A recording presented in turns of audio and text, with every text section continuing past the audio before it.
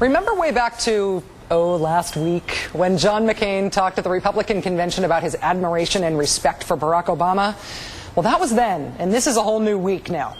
Today, both Obama and McCain unveiled education plans, except the McCain campaign, pushing aside all that admiration and respect talk, they then released a spectacularly misleading and, dare I say, spectacularly nasty campaign ad about Obama and education. Check it out. Obama's one accomplishment? Legislation to teach comprehensive sex education to kindergartners. Learning about sex before learning to read? Barack Obama. Wrong on education. Wrong for your family. The Obama camp responded quickly, saying this, quote, "It is shameful and downright perverse for the McCain campaign to use a bill that was written to protect young children from sexual predators as a recycled and discredited political attack against a father of two young girls, a position that his friend Mitt Romney also holds." Last week, John McCain told Time magazine he couldn't define what honor was. Now we know why. So once again, the McCain campaign swings hard, and the Obama campaign swings back hard, but arguably not as hard. Soon that may change. According to The Atlantic's Mark Ambender, the Obama campaign has given quiet consent to outside groups, the so-called 527's, to go ahead with their own tough anti-McCain spots. Is that a good move? Is it too late? Joining us now, syndicated columnist and longtime political reporter and Rachel Maddow friend, David Sirota. Hi, David. It's really nice to see you. Hey, Rachel, thanks for having me on your first week. I really appreciate it. It's great to have you. How does the McCain campaign get away with this sex ed for kindergartners ad? It seems so far in the mud. It seems kind of absurd on its face.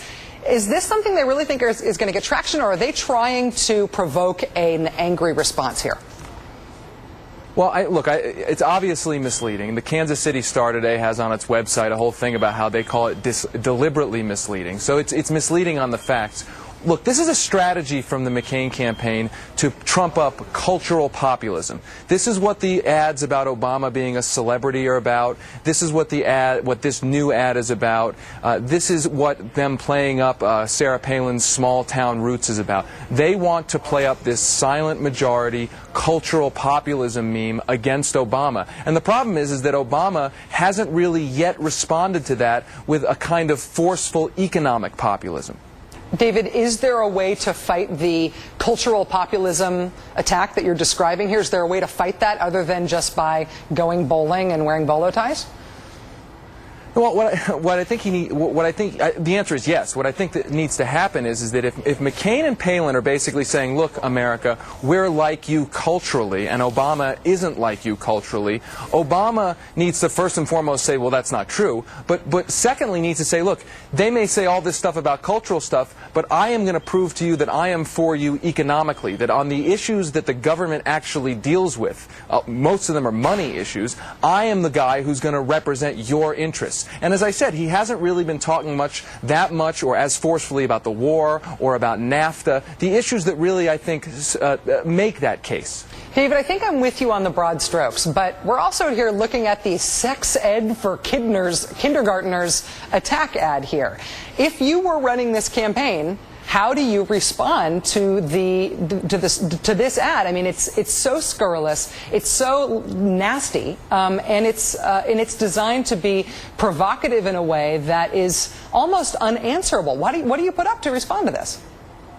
Well, look, I think we have to remember the Michael Dukakis, the famous answer where he was asked, what he would do about somebody going after his wife, and he sort of answered with an academic answer. I think in this specific attack, Obama needs to respond really forcefully with real outrage. I mean, how outrageous is it for McCain and the McCain campaign to basically say that him supporting a bill to basically protect kids is a bill to corrupt them? I mean, I think he really does need to respond in a kind of an emotional way as opposed to sort of the law professor way. And I think he's capable of that. Well, we've seen so far a very strong statement from somebody in the campaign saying, last week John McCain told Time magazine he couldn't define what honor was. Now we know why. A very strong statement from the campaign, not from Obama himself. I think that you will find, I would predict, David, that you're right, that we'll hear something emotional and strong from the candidate himself tomorrow.